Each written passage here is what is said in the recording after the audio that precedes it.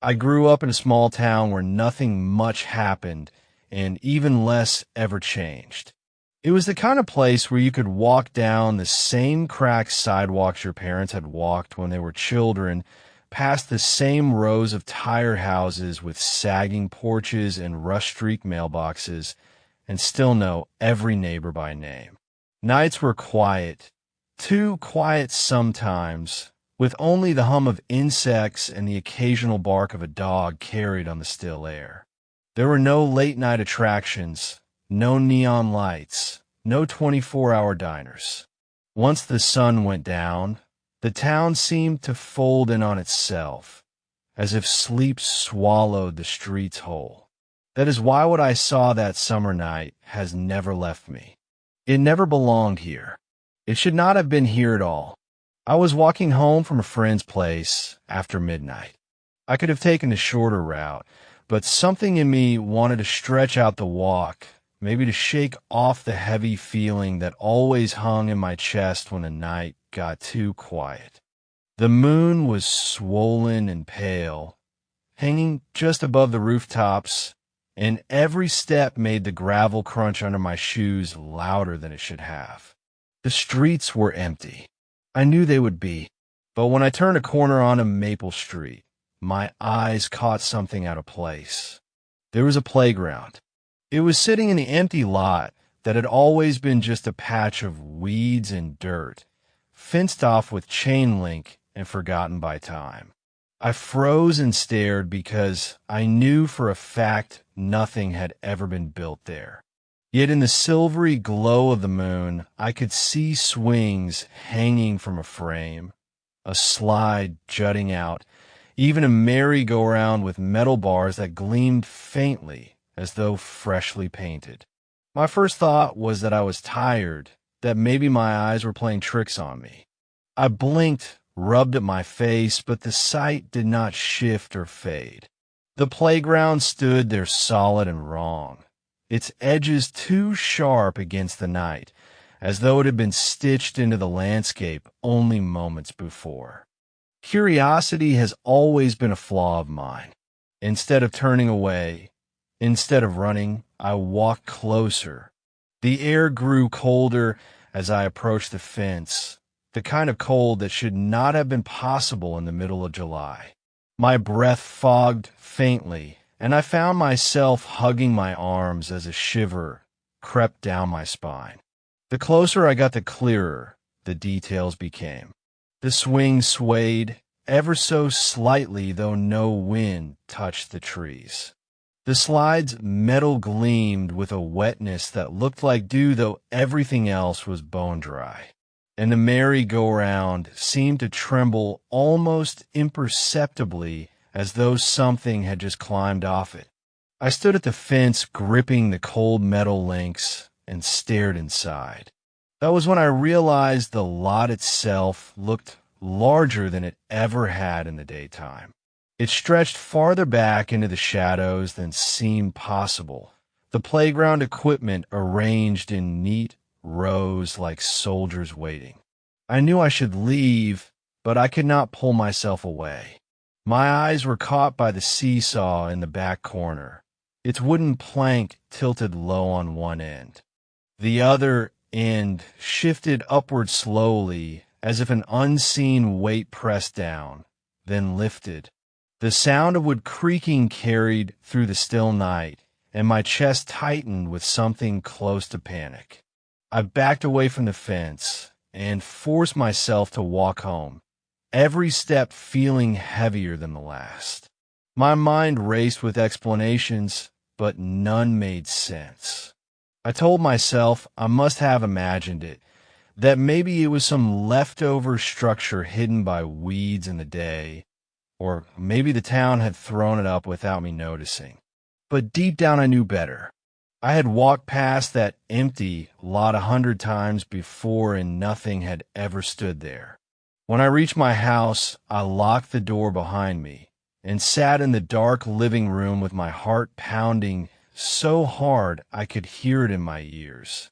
Sleep did not come easily, and when it did, I dreamt of children's laughter echoing down empty streets, of swings creaking back and forth with invisible riders.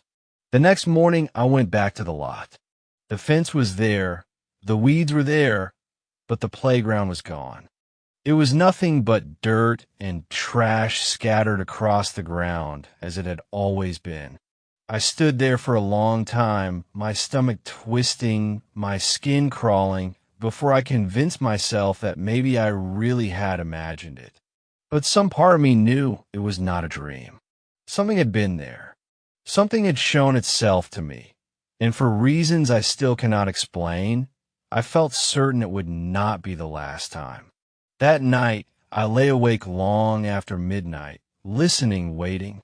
I thought I heard faint metal groans, the creak of chains carried on the wind, but when I got up and looked out my window, the streets were empty, silent. I told myself again that I was tired, that I was being foolish, but deep inside a knot of dread had taken hold. I began walking past the lot deliberately in the nights that followed. At first, nothing changed. The empty patch of land remained just that. But then, about a week later, I saw it again. It was as though it had been waiting for me, materializing only once I was there to witness it. The swings hung perfectly still this time, yet I could swear I heard the faint rhythmic squeak of chains moving in the dark. I wanted to believe it was just some strange hallucination brought on by stress or exhaustion, but each time it appeared it grew sharper, more real. The slide now had faint scratches running along its surface, as if countless feet had clambered up and slid down. The merry-go-round bore small handprints smudged into its gleaming paint, and the seesaw rested balanced in the middle as though someone had finally climbed off and left it waiting. The cold air followed each appearance, wrapping around me and sinking into my bones. It was not the natural cool of a night breeze. It was the still, heavy cold of a place that did not belong here. I stopped telling myself it was an illusion after the third time. By then I knew I was seeing something real, something hidden from the rest of the town. But I also knew it was not just a playground. It was something wearing the shape of one, and whatever it truly was, it wanted me to come closer. For several nights, I avoided Maple Street altogether, telling myself it was better not to tempt whatever force lingered there. I took longer routes home, circling around blocks I knew well, passing through patches of streetlight that seemed safer. But no matter how far I went out of my way, I felt it. That pull. It was as if the lot knew when I was nearby, as if it was waiting for me. My chest would grow tight, my breath shallow, and I would glance toward the darkness between houses where Maple Street lay hidden, unable to shake the sense that something unseen followed me as I walked. It was on the 10th night that I finally gave in. The fear of it gnawed at me more than the thought of facing it, and the curiosity that had always gotten me into trouble refused to let go. My legs carried me to the corner almost without my permission. I stood at the mouth of Maple Street and stared down at the stretch of road that led to the lot. The night was still, too still. The air felt weighted, muffled, as though the entire town was holding its breath. I walked. Each step echoed louder than the last, bouncing off the silent houses until I reached the rusted chain-link fence. And there it was again, the playground. It stood solid under the moonlight, more defined than before, its details sharper, as though it had gathered strength since the first time I saw it. The swings moved in unison, back and forth, though the air was dead calm. The merry-go-round spun lazily, its bars squealing faintly as if greased with something thick. I watched it turn and felt my throat tighten when I saw the shadows. There were shapes clinging to the bars, darting away when I tried to focus on them, slipping into the edges of my vision like smoke. Small shapes, too small to be adults. I should have left right then, but instead I placed my hands on the cold metal of the fence. The chill sank into my skin, deeper than any night air should have allowed, and for a brief second I thought I heard something on the other side.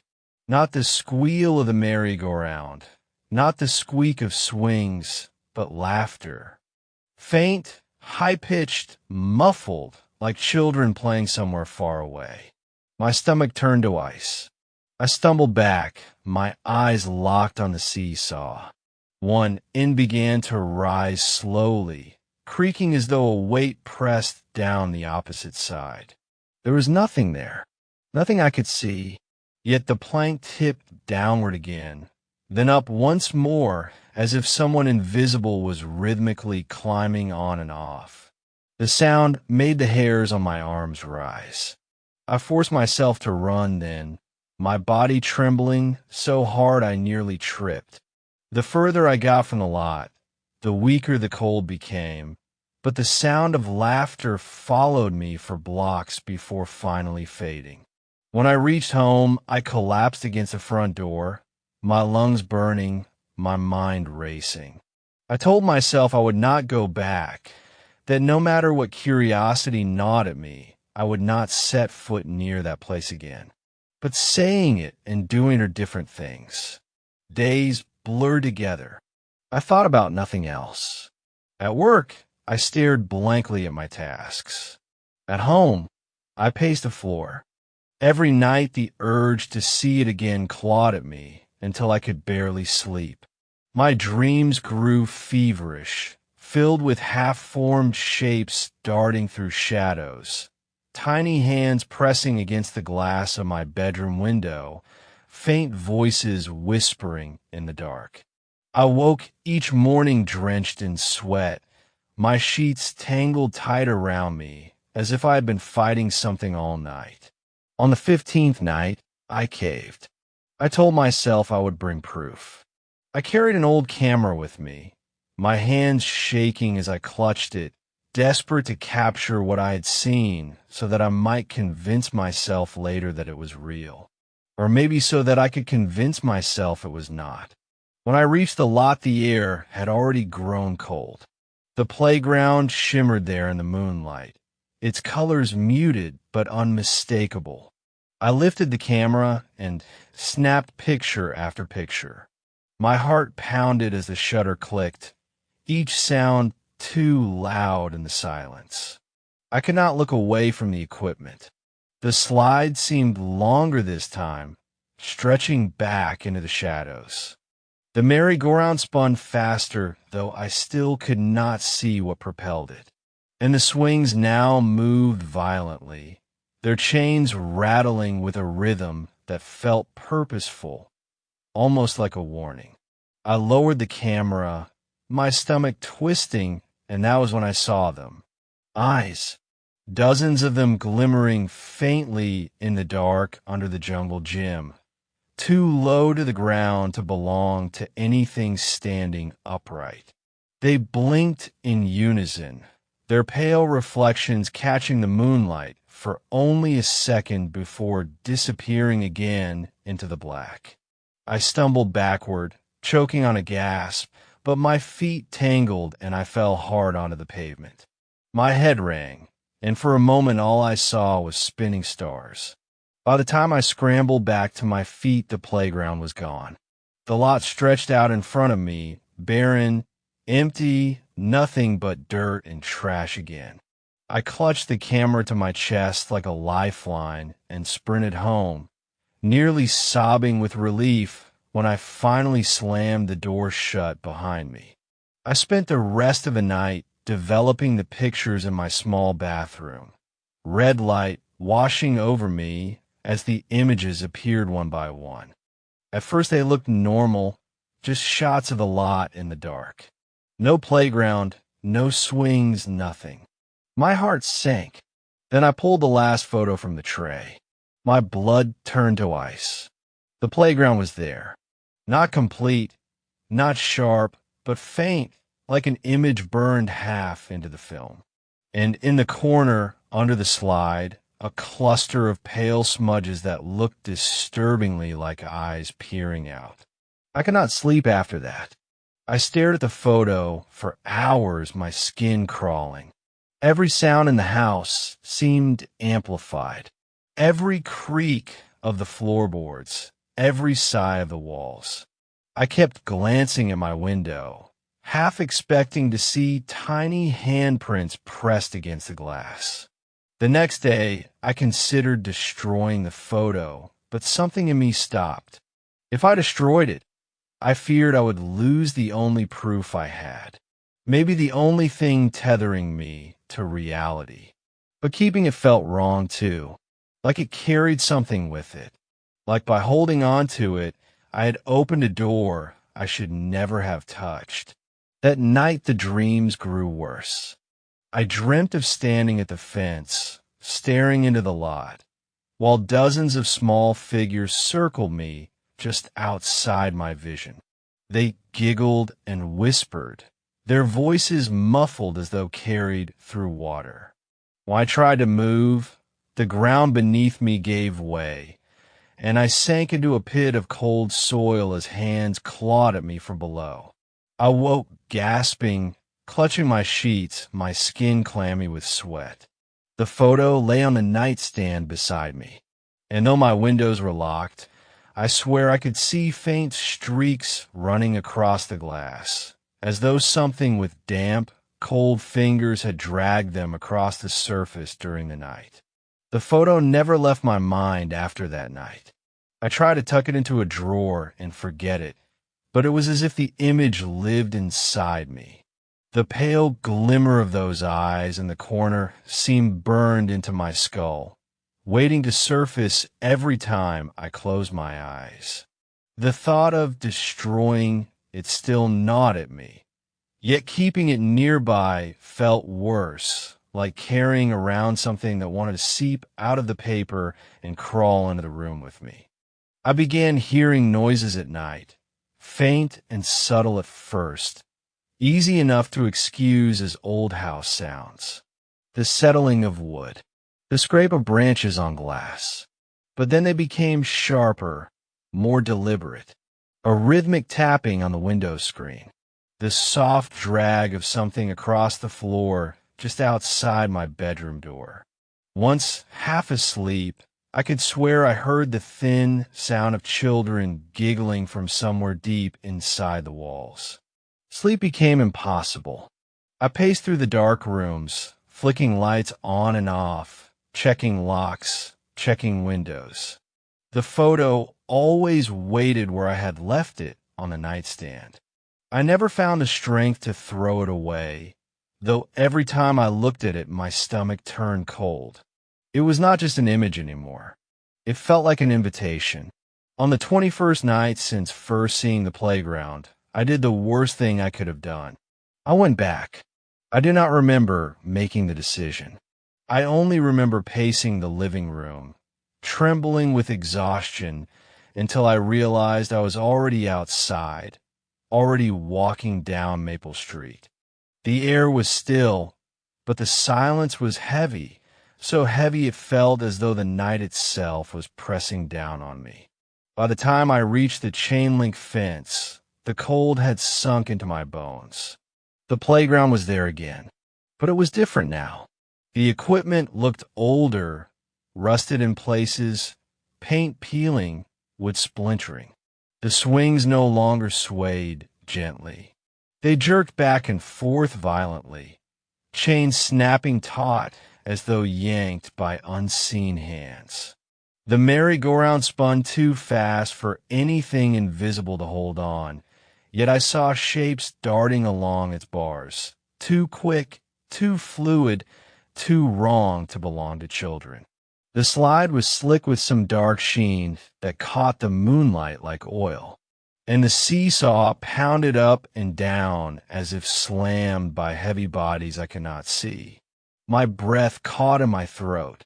I stood frozen, unable to look away. The laughter started again, clearer this time, surrounding me from every direction.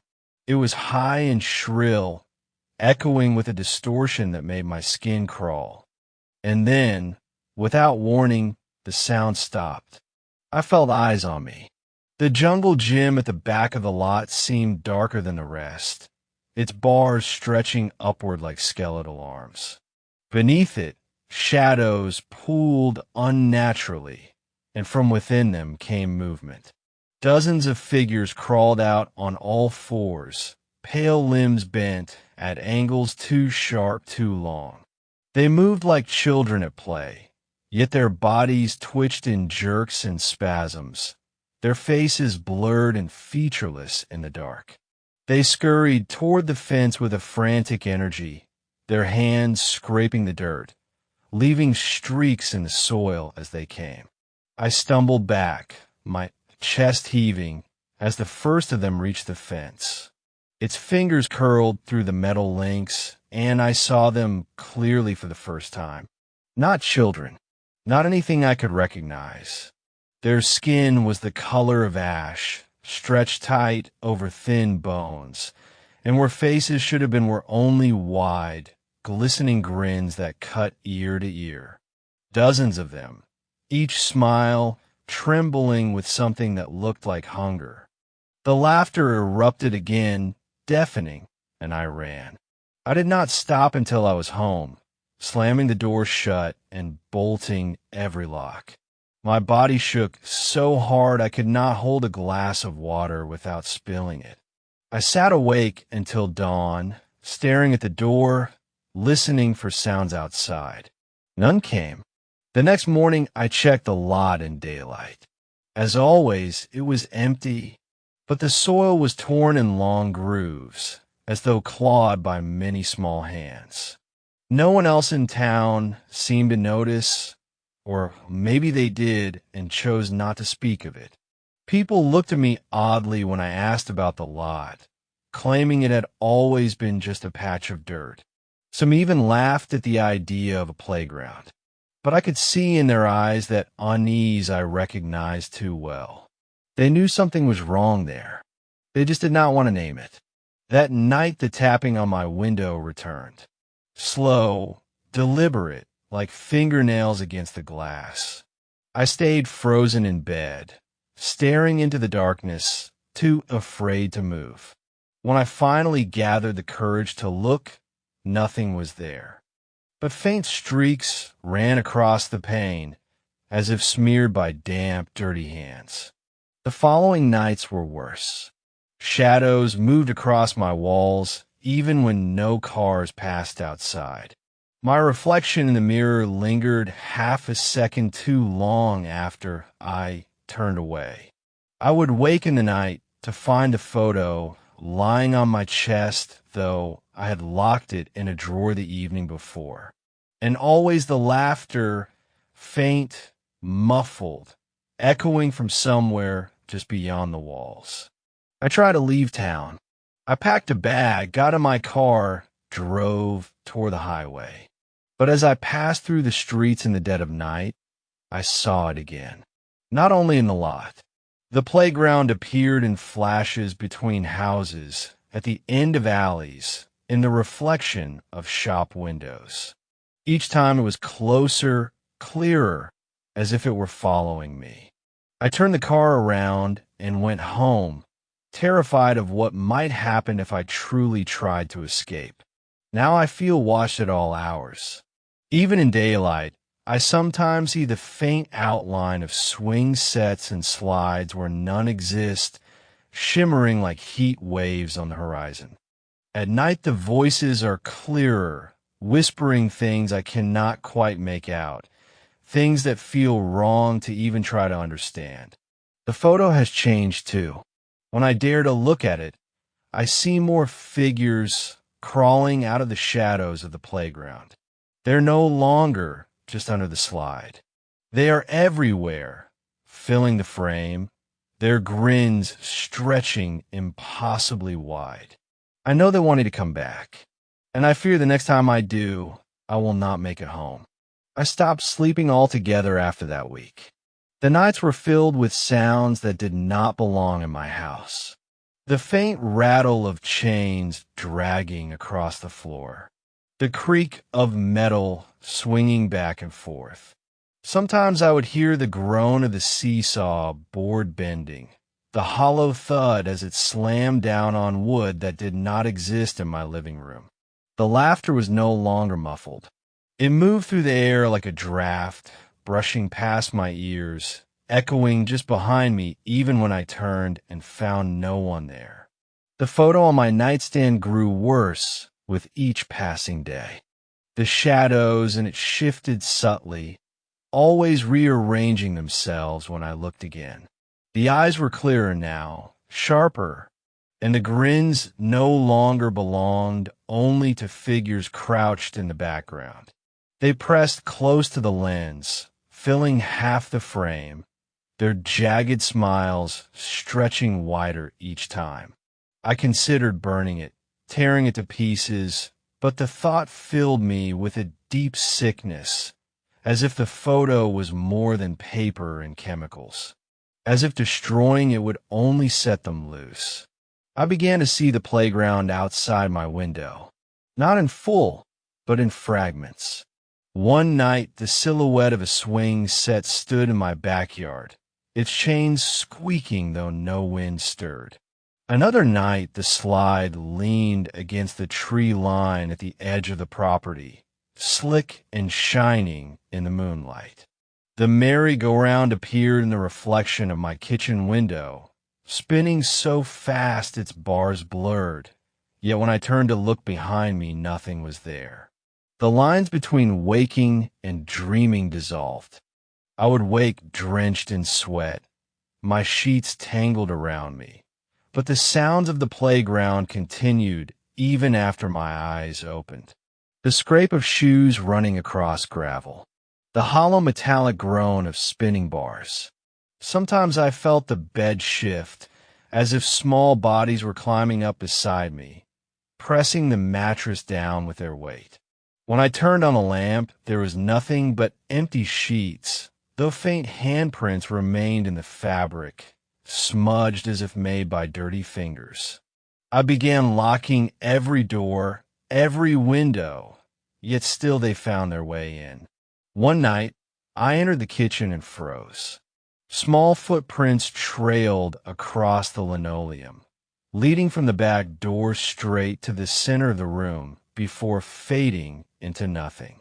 Another night, I woke to find the attic door hanging open, its ladder extended though I had not touched it in years. Dust fell from the ceiling in soft drifts, and I thought I heard the scurry of movement above.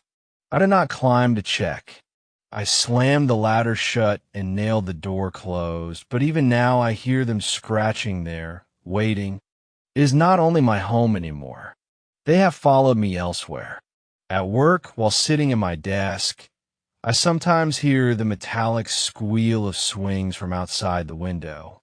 Walking down streets in daylight, I see the faint outline of the playground flickering at the edge of my vision, as though superimposed on reality itself. I catch glimpses of figures crouching at the corners of alleys, faces hidden until the moment I glance away, when a whisper of laughter trails behind me. The worst happened 3 nights ago. I woke in the dead of night to the sound of glass breaking. My chest tightened as I sat up, straining to hear. The house was silent for a moment, then the sound came again, sharper, closer. A thin drag of fingernails against the floorboards just outside my bedroom door. My body froze, my pulse hammering in my ears. Then the laughter started, soft at first, then louder, until it filled the hallway. The doorknob turned slowly, rattling under a weight pressing from the other side. I backed against the far wall, trembling, clutching the blanket like a shield. The door did not open, but the sound of fingers scratching lower and lower down its surface made my throat tighten with panic.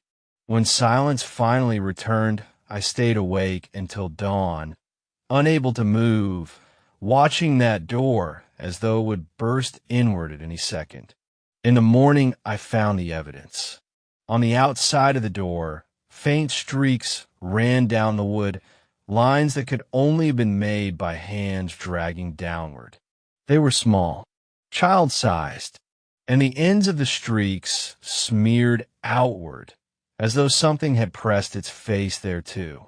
I tried leaving town again, this time during the day when I thought I might be safe.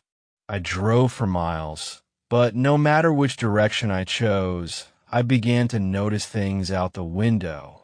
Empty fields filled with rusting swing sets, slides leaning in ditches, roundabouts standing in the middle of nowhere, spinning slowly as if pushed by invisible hands. The further I went, the more frequent they became, until the entire landscape seemed seeded with pieces of the playground. I turned back, my chest heaving, my mind unraveling. It is not bound to the lot anymore. It has spread, rooting itself into every shadow, every reflection, every corner of my life. And it wants me closer each time. The photo now shows me, standing at the fence, my outline faint in the corner. Behind me, dozens of pale figures crawl forward, their grins stretching across the frame. I have stopped trying to fight it. The only choice left is to wait and see what happens when they finally step fully into this world. I know it is coming soon. The air grows colder each night, the laughter clearer, the shapes more solid. And last night, as I lay trembling in bed, I felt it for the first time. A hand, small, cold, damp, pressed against my ankle. When I kicked free and turned on the lamp, the sheets were empty, but the fabric was wet. I have not left the house for 3 days. The air outside feels poisoned, and the walls of this place are thinning every night. The playground comes closer. It no longer flickers in pieces or shadows. Now it stands in full. Just beyond my window, its slide gleaming in the moonlight, the swings moving back and forth. Without wind, the roundabout spinning so fast it hums like a machine, and always the laughter, the high sharp squeals of children who should not exist. The first night, I saw it whole like convinced. Myself I was dreaming, but when I pressed my hand against the glass, I felt the cold radiating through it, not the chill of weather, but something deeper like the cold that lingers in hospital rooms, or in morgues. The air stank faintly of rust and damp earth, though the windows were shut. I knew then it was real as the floor beneath my feet. I have stopped eating. My stomach turned sour at the smell of food. Water tastes like metal. I sleep in bursts, but the moment my eyes close, the sounds surround me. I hear the slam of seesaws, the clink of chains rattling. I hear the ground crunch under shoes that do not belong to me. Last night, I woke to find dirt on the carpet scattered in a path leading from the front door to the bedroom. I know I locked that door, but the prints were there, small and uneven, circling the bed before fading in the wall. I no longer bother checking the photos because they only confirm what I already feel. The first picture still sits on the nightstand, but the scene inside has changed completely. The playground is no longer in the background. It fills the frame, and I am no longer outside the lens. I am inside, standing among them, surrounded by pale faces and dark eyes, their hands reaching for me, some already clutching my arms and shoulders. I do not remember being photographed, but there I am, expression blank, as though I have already given up. Sometimes I feel them breathing on me. I will be standing at the sink, and the mirror fogs, as if someone were exhaling against it, though my lips are pressed tight. I will hear the faint patter of feet behind me.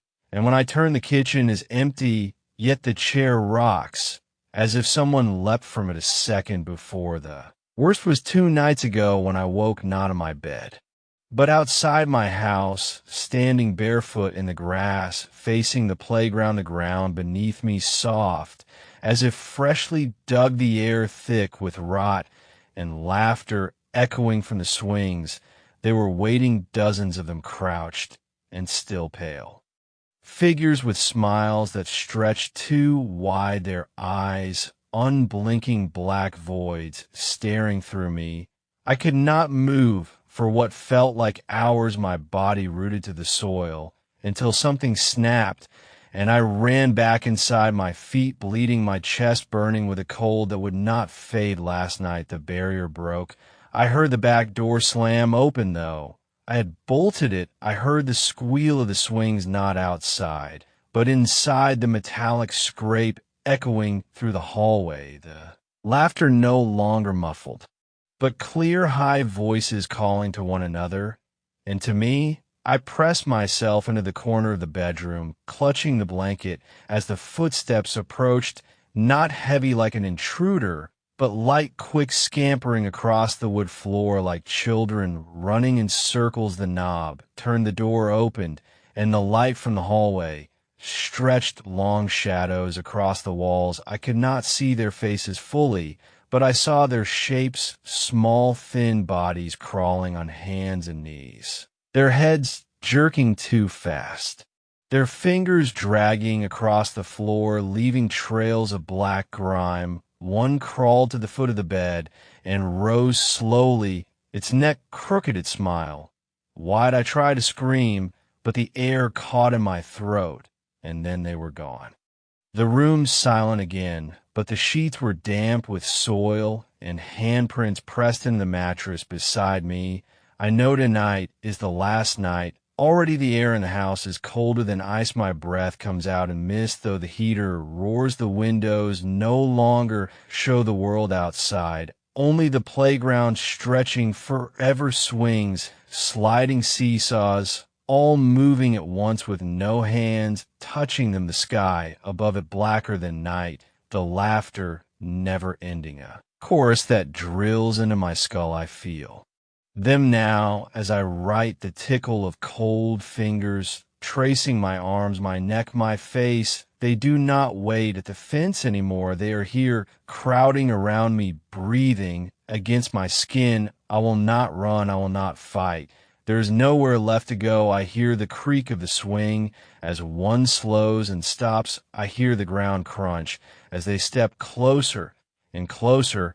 I see their shadows stretching longer across the walls until they swallow the light. The photo on the nightstand has changed again. I looked once and wish I had not. It no longer shows the playground. It shows this room.